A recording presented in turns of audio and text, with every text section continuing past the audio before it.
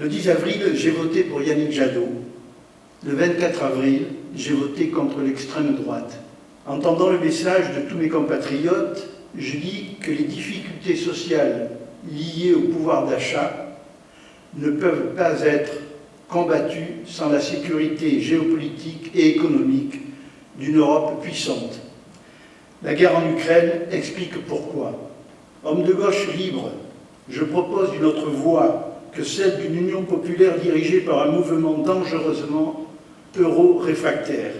Le 12 et le 19 juin, en m'élisant député, vous me permettrez de poursuivre la seule alternance sérieuse de gauche, une république écologique et sociale, indéfectiblement unie à l'Europe.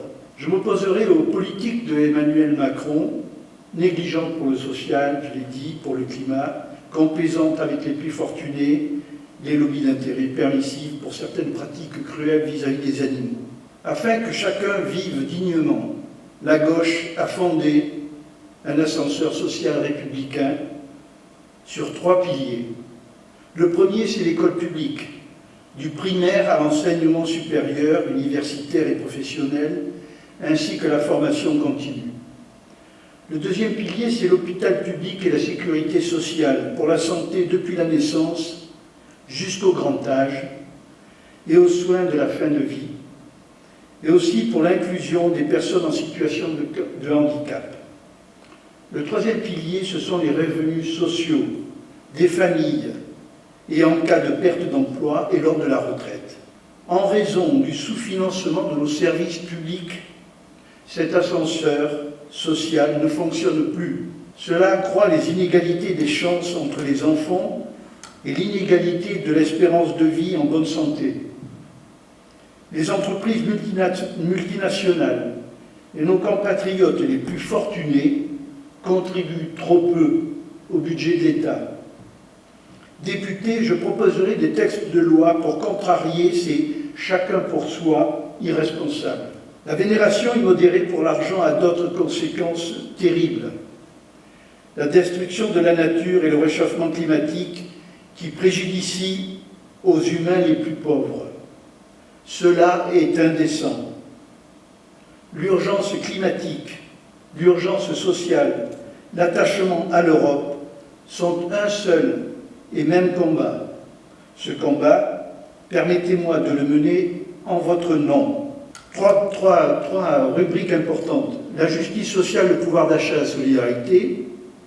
Le climat, l'environnement, la défense de la biodiversité. La démocratie, la participation citoyenne.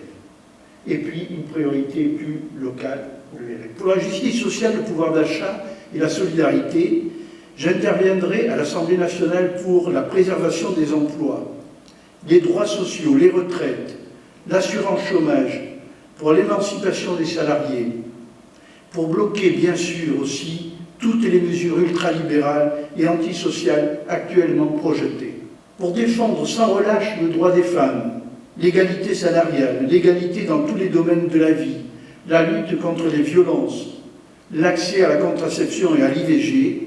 Ça peut faire dire pourquoi, mais parce que, je reparle de l'Europe, ce sont des droits qui sont discutés dans certains pays d'Europe. Heureusement qu'il y a, la Pologne notamment, heureusement qu'il y a l'Europe pour leur dire si vous faites ça, vous n'avez plus de sous.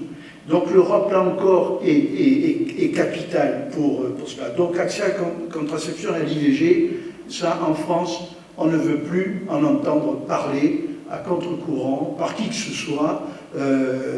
Voilà, même les bien-pensants, et surtout pas les théologistes, tout qu'ils soient.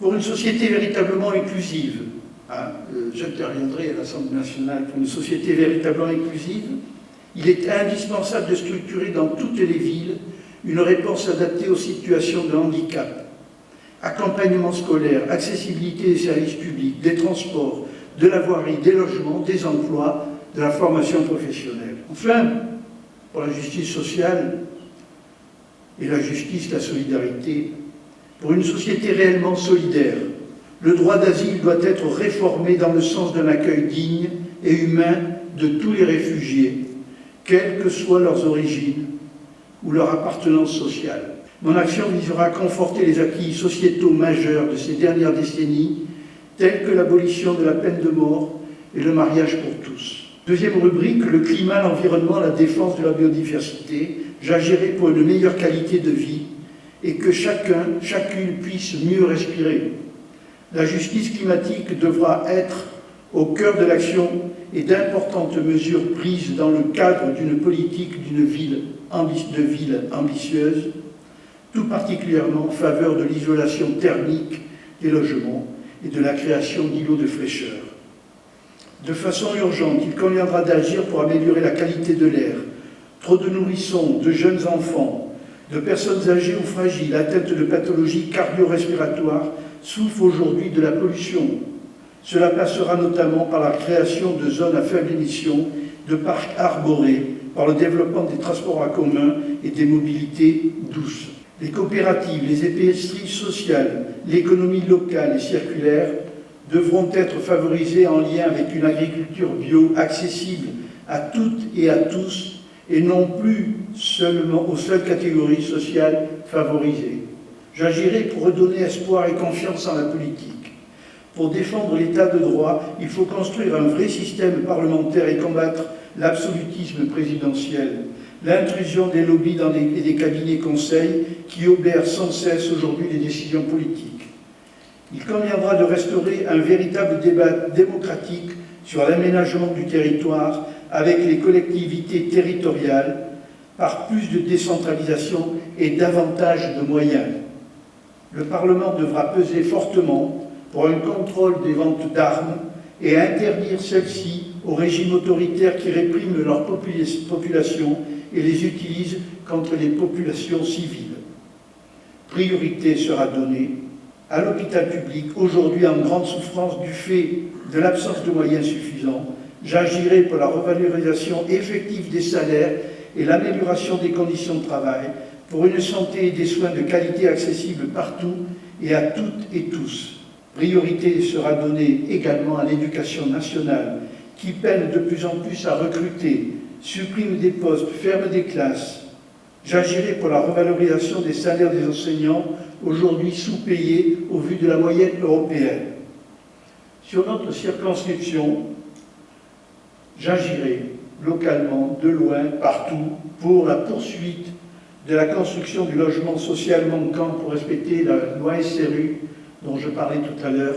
On est à peu près à 14%, il faut que nous soyons à 20%, voire 25% depuis le travail de Cécile Duflot sur l'article 55 qui fait passer de 20% à 25% de logement social en France. Le deuxième point sur la circonscription, c'est de l'écologie sociale en fait, c'est la reprise de l'étude du projet Cobartec, du tram-train électrique entre Lège et Facture-Biganos. Ça c'est un projet qui est, qui est apparu, qui est faisable, une ligne de tram-train qui partirait du Teche. Tout est fait, il faut reprendre simplement les études sérieusement, parce qu'il y a encore des lobbies qui veulent le contournement routier plutôt que le rail, donc qui surdimensionnent le coût de ce prix, qui le trouvent. C'est quelque chose, moi je ne dis pas que je le ferai, je dis simplement que je trouverai les financements pour que une étude sérieuse soit faite pour imaginer un tram-train qui part de Lège et qui aille desservir jusqu'à Biganos et qui peut poursuivre ensuite avec la ligne TER actuelle, intercalant les passages. Donc faire un tram-train tout autour du bassin d'Arcachon, vous imaginez le nombre de kilotonnes de pollution qu'on enlèverait avec ça. Voilà. Et on servirait les gens, les étudiants pour aller au lycée à Bordeaux, à